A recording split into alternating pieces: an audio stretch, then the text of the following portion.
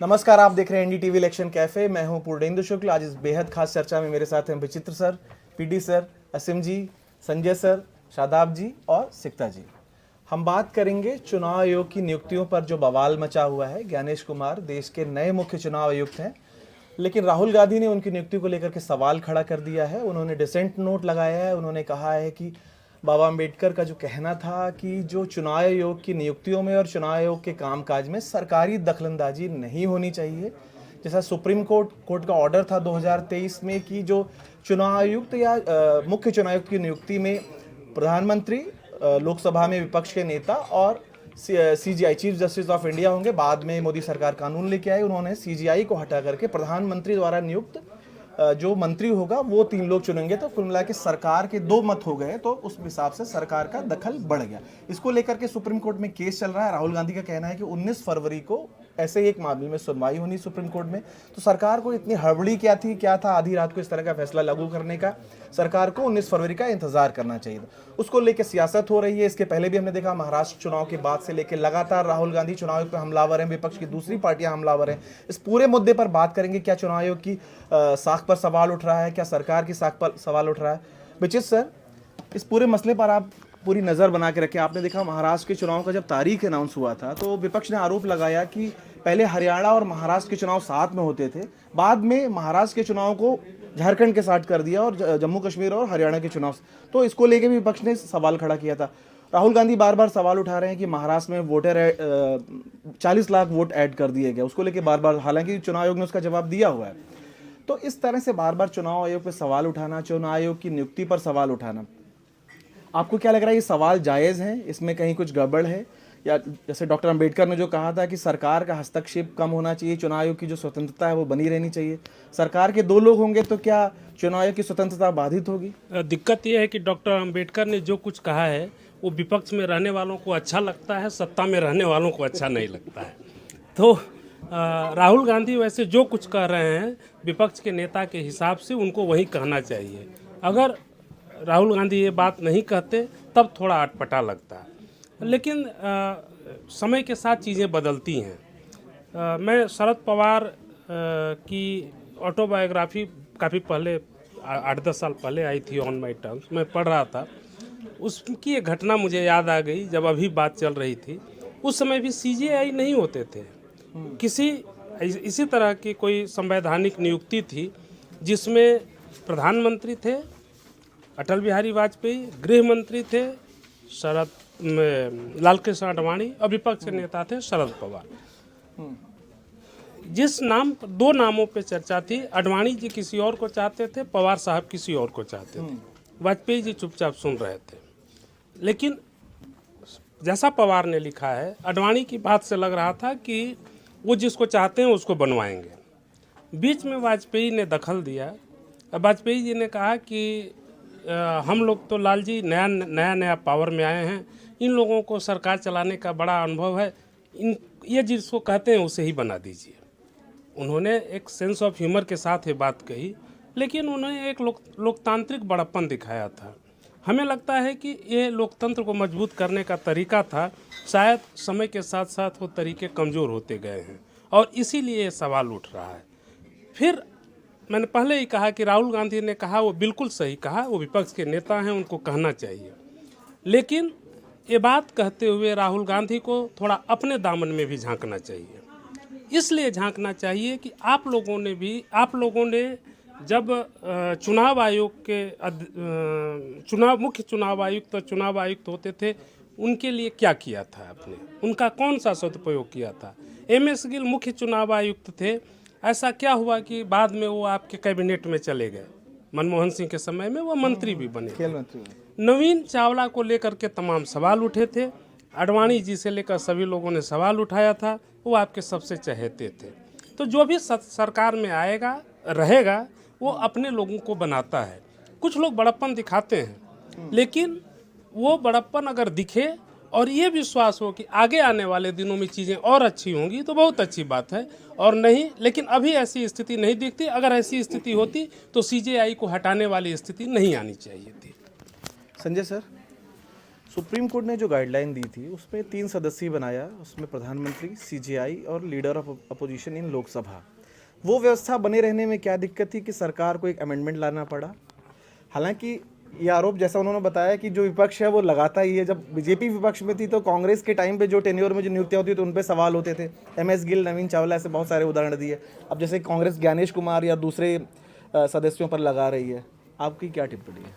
देखिए, विचित्र जी ने जो कहा मैं सहमत हूँ पूरी तरह। पहली सिर्फ सिवाय एक छोटी सी चीज़ की कि लोकतंत्र मजबूत हुआ जिस समय LK आडवाणी की नहीं सुन करके वाजपेयी जी ने मतलब शरद पवार साहब की सुनी। लेकिन पूरा वाजपेयी का जो रिजीम है, आप देखेंगे विपक्ष के साथ संवाद की जो अवरुद्धता आई या कांग्रेस की तरफ से जो अपोजिशन हुआ उसी कालखंड से शुरू होता है। जिस समय SCAG की रिपोर्ट आई, कॉफिन चोर और तमाम चीज़ें की बात होने लगी, तो एक पक्ष हुआ है। बाकी उनकी सारी बात से मैं सहमत हूँ। MS गिल हो, नवीन चावला हो, बाकी चीज़ें हों। देखिए प्रक्रिया क्यों हुई, अपने आप में अम्बेडकर जी से शुरू किया कि उन्होंने क्या कहा था। 2023 तक चुनाव आयोग के अपॉइंटमेंट कैसे होते थे? प्रधानमंत्री अनुशंसा करते थे और राष्ट्रपति उस अनुशंसा पे मोहर लगाते थे या लगाते थे। तो एक मतलब सरकार की तरफ से जिसका नाम दिया गया, और ऐसा कई बार हुआ है। ये मसला इसलिए उठा कि एक सज्जन वो रिटायर कर रहे थे शाम में और फिर अगले दिन उनको वहाँ CJI माने इलेक्शन कमिश्नर होना था। तो इस तरह की चीज़ें होती रही थी। अब अगर आप 2023 का 5 जजों के खंडपीठ का जो फैसला है, उस फैसले में क्या कहा गया? उस फैसले में ये कहा गया कि सरकार जो है ये वाला जो प्रोसेस अभी तक चला आ रहा है कि एक अनुशंसा की गई प्रधानमंत्री के द्वारा और राष्ट्रपति ने उस पर मुहर लगाई, इसको बंद होना चाहिए। इसके बजाय एक कमेटी का गठन होना चाहिए जो कानूनी रूप से संसद के द्वारा लाए गए कानून के तहत वो चले।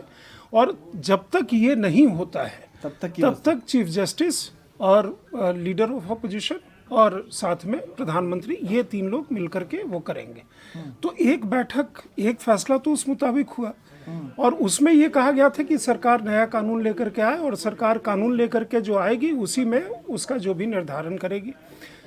और मेरी ये मान्यता है CJI को रख सकती थी उस पैनल में। CJI को क्यों होना चाहिए, ये भी आपको डिबेट करना चाहिए साथ में, कि ताकि आपका डिबेट का पैमाना थोड़ा सा वाइडर हो।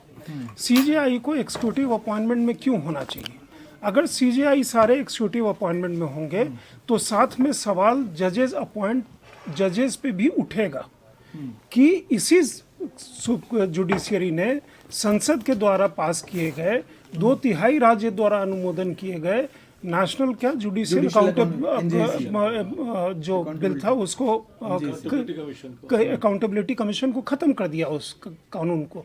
तो उन पे भी सवाल उठेंगे कि जब आप स्वयं अपॉइंटमेंट करते हैं तो इस तरह की प्रक्रिया मतलब क्यों हो जाती है कि फिर आपके बाल बच्चे फलाने चिलाने होकर के सवाल का जवाब सवाल से दिया। मैंने जवाब दे दिया। मैंने कहा कि चीफ, इसके साथ ये भी उठना चाहिए चीफ जस्टिस को मतलब एक्सिक्यूटिव अपॉइंटमेंट्स में क्यों होना चाहिए, वो बाकी कानून की प्रक्रिया गई। दूसरा सवाल जो राहुल जी ने उठाया, पहला तो ये कि मतलब वो है विचित्र जी कह रहे थे, देखिए जितने भी अपॉइंटमेंट होंगे जिसमें LOP बैठेगा उसमें डिसेंट नोट आप मान करके चलिए कि होगा ही होगा। पहले भी होता रहा है, जैसे NHRC का जो अपॉइंटमेंट होता है उसमें वो होते हैं, बाकी अन्य CBI डायरेक्टर के अपॉइंटमेंट में भी। तो ये तमाम तरह के जो भी एक्सिक्यूटिव अपॉइंटमेंट होंगे जो वहाँ बैठेंगे तो उसमें वो देंगे। अब जैसे पिछला बार जो राहुल गांधी बैठे थे तो उन्होंने पहला नाम किसका दिया था, जो इस सरकार के घुर विरोधी जज रहे रोहिंग्टन नारिमन, उनका नाम दिया और ऐसे 4 नाम उन्होंने दिए थे। तो ये प्रक्रिया चलेगी। दूसरा जो उन्होंने एक सवाल उठाया था कि ये अभी सुप्रीम कोर्ट में लंबित मामला है। तो देखिए कोई भी प्रक्रिया, किसी भी अपॉइंटमेंट होने के पहले कोर्ट में कोई मसला लंबित, कोई भी जाकर के आप भी एक डाल देंगे, उसके बाद कहेंगे कि ये अभी मतलब इस पे फैसला नहीं होना चाहिए, इस पे कोई कार्रवाई नहीं होनी चाहिए क्योंकि कोर्ट में लंबित है। टिल सच टाइम कोर्ट ने उस पर कोई स्टे ऑर्डर दिया हुआ है, वरना तो मतलब आप समझ लीजिए कि फिर तो कोई काम हो ही नहीं सकता है, किसी भी तरह का काम नहीं हो सकता। देखिए मुझे भी कहनी है कि जैसे आप जो लॉजिक दे रहे हैं, तो देखिए जो सुप्रीम कोर्ट में मामला लंबित है वो 2 दिन बाद ही सुनवाई थी, मतलब 19 तारीख को जो है उसकी सुनवाई थी और आज क्या डेट है? तो आपने 24 घंटे पहले कर दिया। तो ये उसको राहुल गांधी ने सवाल उठाया। नहीं, मैं उसको डिफेंड नहीं कर रहा राहुल गांधी को, उसमें एक इशू लेकिन है। हाँ, उसमें सुप्रीम कोर्ट ने ये कहा कि कल जो आएगा कल फैसला हो जाएगा। नहीं, लेकिन सुप्रीम कोर्ट ने, देखिए मैं हियरिंग है ना, हियरिंग है ना। अपने मैं आपको मैं बताऊं, सुप्रीम कोर्ट ने यह भी कहा है कि जो ये सारा मामला भी उसकी निगरानी में होगा, और जो डिसीजन हुआ था वो 5 जजेस की कॉन्स्टिट्यूशनल बेंच ने किया था। ये जो सीजीआई को उसमें रखने वाली बात थी। दूसरी बात देखिए, आप उसमें सुप्रीम कोर्ट ने ये भी कहा था कि ये तब तक है जब तक कि कोई कानून नहीं बन जाता। ये तभी तक है। ये नहीं कहा था कि सीजीआई हमेशा रहेंगे। हाँ, नहीं, ये आप ठीक कह रहे हैं। लेकिन जो नियुक्तियां हुई हैं, जो अभी उन्होंने जिस तरीके से किया, देखिए जो पुराने चुनाव आयुक्त थे उनको तो लापता जेंटलमैन तक कहा गया, जो अपोजिशन की तरफ से, और ये भी उनके ऊपर आरोप लगे थे कि भाई डेटा जो जारी हो रहे थे उसमें देरी की गई, जो हालांकि उसकी उन्होंने सफाई भी दी थी। देखिए, ये जो चुनाव आयुक्त का जो पूरा जो मामला है, ये इस देश में, आपको याद होगा कि टीएन शेषन जिस वक्त बने थे चुनाव आयुक्त, लोगों ने उस वक्त जाना था कि कोई ऐसा पद भी होता है। मैं भी पढ़ रहा था तो मैंने देखा कि उसमें यह था कि जब राजीव गांधी जब प्रधानमंत्री बने थे उससे पहले ये था कि सिर्फ एक मुख्य चुनाव आयुक्त हुआ करते थे। उनका चुनाव आयुक्त से मतभेद हुआ तो उन्होंने उसको जो है 3 लोगों को अपॉइंट कर दिया। फिर वीपी सिंह आए तो उन्होंने फिर 1 को कर दिया। फिर नरसिम्हा राव आए तो उन्होंने फिर उसको जो है 3 लोगों को कर दिया। तो ये जो है इससे खिलवाड़ होता रहा है। देखिए, ये आपका कहना सही है कि जो पहले जो प्रक्रिया थी उसमें सरकारें आती थी वो अपनी मर्जी से कर देती थी। किसी ने, जैसे राजीव गांधी ने 2 को कर दिया, वीपी सिंह आए तो उन्होंने 1 को रखा। तो ये सही है, लेकिन ये है कि सरकार थोड़ा इंतज़ार भी कर सकती थी, मैं ये कह रहा हूँ। असीम सर, आपको जाना भी है, तो ये जो संजय जी ने जो तर्क दिया कि एग्जीक्यूटिव अपॉइंटमेंट्स में सीजीआई की क्या ज़रूरत है, तो क्या चुनाव आयोग का जो मुख्य चुनाव आयोग की नियुक्ति है वो एग्जीक्यूटिव अपॉइंटमेंट होते एक संवैधानिक पोस्ट है, चुनाव आयोग की स्वायत्तता की बात है, तो अगर सीजीआई रहती है तो ऐसा क्या गलत होता? देखिए, और उस बात पे आता हूँ। पहला क्या है ना, इस पूरे मसले में अब संजय जी ने भी अपने तर्क दे दिए, विचित्र जी ने भी बहुत सारी बातें बता दी, और सबकी अपनी अपनी इसमें राय बनेगी। अब मैं जो बात करना चाहता हूँ ये कि एक तो पॉलिटिक्स का कमाल क्या है कि जो प्रोसेस है, जो आपको एक खाका दिया गया है, उसके अंदर आप अपने हिसाब से चीज़ें कैसे कर सकते हैं वो कर लें, ताकि जो उल्लंघन भी ना हो जो आपका कानून है या जो प्रोसेस है, और आपका काम भी आपके हिसाब से हो जाए। सुप्रीम कोर्ट ने कहा कि भाई संसद कानून बनाए और उस समिति के द्वारा ये हो। आपने कहा ठीक है, मैं कानून बनाता हूँ। पहली सरकार क्या करती थी, एक प्रधानमंत्री डिसाइड कर लेता था कि क्या करेंगे। आज आपने कहा प्रधानमंत्री और एक मंत्री मिलकर के डिसाइड कर लेंगे, साथ में लीडर ऑफ द ऑपोजिशन रख दिया, लेकिन वो क्या है, तो अब वो एक डेमोक्रेटिक, एक जिसे कहते हैं ना फसाड, जो एक प्रिटेंशन भी बनी रही कि आए लीडर ऑफ द ऑपोजिशन अपनी औपचारिकता करके चला जाए, डिसेंट, हर मीटिंग में डिसेंट होगा क्या, जो सरकार चाहेगी वही। और अब वो हो रहा है कानून के तहत, जो सुप्रीम कोर्ट ने कहा उसी के आदेश के बाद में कानून बन के उस कानून के तरीके से हो रहा है, गलत तरीके से नहीं हो रहा है। तो ये है पॉलिटिक्स का मज़ा कि आप उस जो आपको एक फ्रेमवर्क जो खाका दिया गया उसके बीच में आप कैसे अपनी चीज़ को अपने हिसाब से करने का तरीका ढूंढ लेते हैं, वो है आर्ट। तो इसमें कोई कुछ किसी प्रोसेस का उल्लंघन नहीं हुआ है, चीज़ बिल्कुल तरीके से हुई है। लेकिन वो जो कह रहे हैं आर्ट ऑफ पॉसिबल केवल चुनाव के लिए नहीं है, Exactly. सरकार चलाने में भी आर्ट हाँ, ऑफ तो उसमें और ये देखिए, ये पूरा डेमोक्रेसी का मजा भी है। जिसको कोर्ट जाना है वो कोर्ट में जाकर के भी उधम मचा रहा है, कोर्ट भी कह रही है हाँ सुनेंगे। लीडर ऑफ अपोजिशन है वो भी कह रहा है कि जी मेरी राय ये है कि ठीक है, आपकी राय ये है, नोट पे ले ली गई। मंत्री और प्रधानमंत्री ने डिसाइड कर लिया ये बंदा बनेगा, वो बंदा बनेगा, ठीक है ना। तो वो सब चीज़ें तरीके से रही हैं और उसी हिसाब से हो रही हैं, लेकिन अब उसमें हर आदमी को अपनी अपनी बात की जो है वो जगह मिली हुई है। अब आप अपोजिशन में हो, आपको जो उतनी जगह सवाल मिली है कि- एक था जो सीजीआई वाला था, अगर सरकार अब उस भी को देखें आप, ज्यादा न्यूट्रल लगता है वो जो मामला। सुप्रीम कोर्ट का ऑर्डर भी आया और उसके पलटवार में जो सरकार का कानून है उसके परिप्रेक्ष्य में भी क्या था, उस टाइम पे सरकार और जुडिशरी के बीच में खींचातानी चल रही थी जजेस के अपॉइंटमेंट को लेकर के। किरण रिजिजू लॉ मिनिस्टर थे और बहुत सारे जो है ना भाषण और एक दूसरे के लिए रिजिजू को जाना पड़ा था ये एग्जैक्टली हाँ, फिर किरण रिजिजू चले भी गए उसके बाद में। तो वो उस परिप्रेक्ष्य में ये सरकार ने कानून कि हाँ ठीक है जी, आपने हमें आदेश दिया कानून बनाने का, हमने कानून बना दिया, संसद में बनाया, पूरे मेजोरिटी से पास करके बनवाया, और फिर जुडिशरी से भी अपने रिश्तों को जो है ना वो थोड़ा बेहतर करने के लिए जो इतनी ज़्यादा कड़वाहट आ गई थी कि रिजिजू भी चले गए वहाँ से। तो ये सारी चीज़ों का मज़ा है। बाकी विश्लेषण तो चलते रहेंगे, वो भी डेमोक्रेसी का हिस्सा है, हर आदमी को अपना विश्लेषण करने का अधिकार है। पीडी सर, चुनाव आयोग की निष्पक्षता पे जो सवाल है वो कोरी सियासत है या उसमें कहीं सच्चाई भी है? देखिए, चुनाव आयोग की निष्पक्षता पर जो सवाल है वो उसके भीतर से ही पैदा हुआ है। हमारे यहाँ अक्सर कहा जाता है कि न्याय होना ही नहीं चाहिए, होता हुआ दिखना भी चाहिए। ये पूरे लोकतंत्र की, पूरी राजनीति की एक केंद्रीय प्रतिबद्धता ये होती है कि जो आप कर रहे हैं वो लोगों को समझ में आए कि यही हो रहा है। दुर्भाग्य से चुनाव आयोग जिस तरह मामलों का निपटारा करता रहा है, जिस तरह हेट स्पीच पे अलग अलग रुख दिखाता रहा है, उससे ये शिकायत करने की वाजिब वजह बनी है कि वो विपक्ष के आरोपों को बहुत तवज्जो नहीं देता है। एक बात तो, लेकिन मेरे लिए दूसरा ज़्यादा बड़ा सवाल है कि देखिए, मतलब लोकतंत्र को संवैधानिक संस्थाएं मजबूती देती हैं। ये अनुभव बताता है। हम लोग जो भारतीय लोकतंत्र को देखते रहे, बाहर अभी जो ट्रंप का देख रहे हैं कि वहाँ के लोकतंत्र को ध्वस्त करने की कोशिश में है। और ट्रंप के आने से 2 साल पहले जो पिछली बार आए थे, उसके 2 साल बाद 2018 में जो किताब आई थी हाउ डेमोक्रेसीज डाई, उसमें इस बात का बड़ा क्लियर उल्लेख था। उसकी शुरुआत ही यही होती कि अब जो लोकतंत्र होते हैं वो सैनिक बूटों से और राइफलों से नहीं गिराए जाते हैं, वो बिल्कुल लोकतांत्रिक तरीकों से नष्ट किए जाते हैं। तो ये तरीका दुनिया भर में होता है कि आप जो कायदे कानून हैं, जिस खेल की बात आसिम कर रहे थे कि आप कैसे पॉसिबल कर लेते हैं, तो ये वो चलता है। हमारा लोकतंत्र धीरे धीरे संस्थाओं की मजबूती की ओर बढ़े तो अच्छी बात होगी। इंदिरा गांधी ने एक दौर में बहुत सारी संस्थाओं को ध्वस्त किया। उस समय संस्थाएं बनी भी नहीं थी। ठीक बात है कि चुनाव आयोग लगता था कि भारत सरकार का है। पेरी, शास्त्री और कौन कौन होते थे, लगता था कि सरकार बोलती है कि अमुक समय चुनाव कराओ, तो उस समय चुनाव होते थे। टी.एन. शेषन आए, उन्होंने बताया कि नहीं, चुनाव आयोग देश का चुनाव आयोग है, भारत का चुनाव आयोग, भारत सरकार का चुनाव आयोग नहीं है। तो संस्थाओं की मजबूती एक बात है। अगर चुनाव आयोग की नियुक्ति में सुप्रीम कोर्ट का रोल होता, हालांकि संजय जी की बात सही है कि जो सुप्रीम कोर्ट अपने यहाँ एग्जीक्यूटिव को हाथ लगाने नहीं देता है, हमारी नियुक्ति में तुम हाथ मत लगाओ, हम 5 लोग ऊपर के मिलकर कर लेंगे सब, तो वो दूसरों की नियुक्ति में हर जगह आना चाहता है, ये एक अलग बात है। लेकिन संस्थाओं की निष्पक्षता और मजबूती के लिए जरूरी है कि सरकार के 2 लोग जहां दिखेंगे, एक विपक्ष का दिखेगा, हर आदमी समझ जाएगा कि सरकारी नियुक्ति है।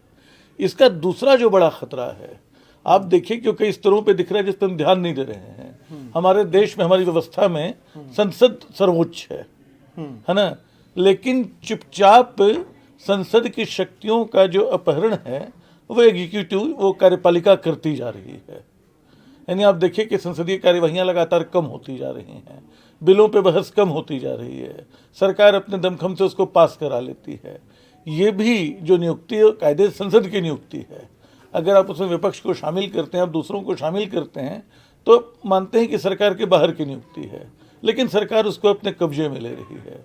तो पता चल रहा है कि पूरी व्यवस्था में धीरे धीरे संसद, मतलब सरकार जो है, कार्यपालिका जो है, न्यायपालिका के अधिकारों में सेंधमारी कर रही है, वो दूसरे अधिकार क्षेत्रों में जा रही है।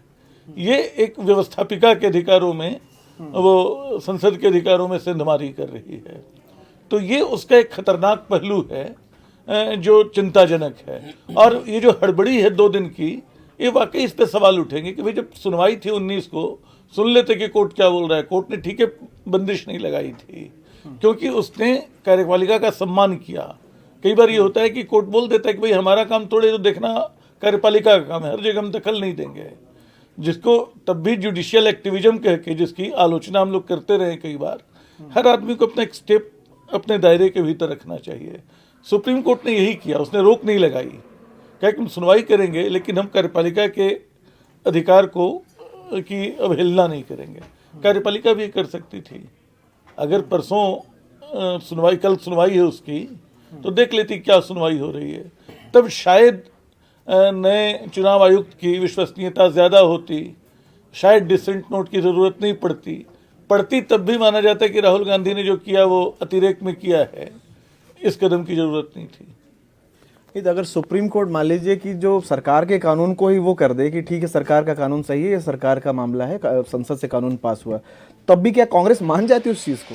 नहीं, भी तो मैं बोल रहा हूँ नहीं मानती, लेकिन तब ये हो जाता कि भाई कांग्रेस गड़बड़ कर रही है। हम लोग कई मुद्दों पे कांग्रेस या सरकार के बारे में अलग राय बनाते हैं ना, कि ना ये राहुल गांधी तो अतिरेक में बोल रहे हैं, ये तो केजरीवाल अतिरेक में बोल रहे हैं, ये तो मोदी जी अतिरेक में बोल रहे हैं। तो उस अतिरेक को जनता किस तरह पहचानती है? वो देखती है कि कौन आदमी कहाँ की कौन व्यवस्था किस सीमा रेखा को पार कर रही है। अगर सुप्रीम कोर्ट ने सरकार को ये हरी झंडी दे दी होती तो बात ही खत्म हो गई होती। तब राहुल गांधी डिसेंट नोट लगाते, मान लिया था कि डिसेंट नोट लगाना उनका अधिकार है, इससे ज़्यादा बात नहीं बढ़ती। अभी वो सवाल एक राजनीतिक सवाल बन गया है, एक संवैधानिक संकट की ओर हल्का इशारा करता हुआ। सिक्ता जी, चुनाव आयोग की नियुक्तियों पर जो सवाल है बहुत पुराना है। वो MS गिल साहब मुख्य चुनाव आयोग थे, बाद में वो राज्यसभा सांसद रहे, मंत्री रहे मनमोहन सिंह सरकार में। नवीन चावला की नियुक्ति पर सवाल उठे तो उस ज़माने में खबरें छपी थी कि सोनिया गांधी की अनुशंसा पर उनको चुनाव आयुक्त बनाया गया है। मोदी सरकार के दौरान भी जो नियुक्तियां हुई हैं सवाल उठते रहे हैं। लोकसभा चुनाव से ऐन पहले जो अरुण गोयल साहब थे, जो चुनाव आयुक्त थे, उन्होंने इस्तीफा दे दिया और अनूप चंद पांडे रिटायर हो गए तो एक सिर्फ कमिश्नर बचे थे। उसके बाद राजीव कुमार साहब, फिर आनंद फानन में 2 नियुक्तियां हुई। हालांकि बाद में वही अरुण गोयल साहब को बाद में क्रोएशिया का एम्बेसडर बना के 6 महीने बाद सितंबर में सरकार ने भेजा।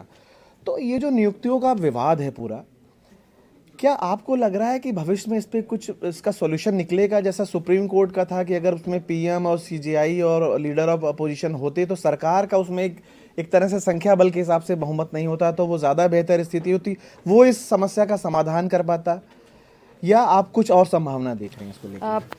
एक ऐसे माहौल में ये फैसला आया है जब लगातार चुनाव आयोग और चुनाव आयुक्त के रोल पर सवाल उठते रहे हैं, तो जाहिर है ये राजनीति, ये पॉलिटिक्स होना था। जैसे कि आसिम भी कह रहे थे, दोनों पक्ष और सरकार, विपक्ष और सरकार अपना अपना रोल निभा रहे हैं। ऐसा पहली बार तो नहीं हुआ है कि सरकार की पसंद का चुनाव आयुक्त नहीं बना है या विपक्ष के चॉइस का चुनाव आयुक्त बना। ये पहली बार नहीं हुआ है, हमेशा से होता रहा है। जो सरकार की पहली पसंद होती है वो ही चुनाव आयुक्त बनते रहे हैं। चुनाव आयोग में वो 3 चेहरे दिखाई देते रहे हैं, तो इस बार भी वैसा ही हुआ। हालांकि अब क्योंकि मामला इतना गरमा रहा है, लगातार जब चुनाव आयोग के रोल पर सवाल विपक्ष उठाता रहा है, तो जाहिर तौर पर राहुल गांधी को ये डिसेंट नोट देना ही था।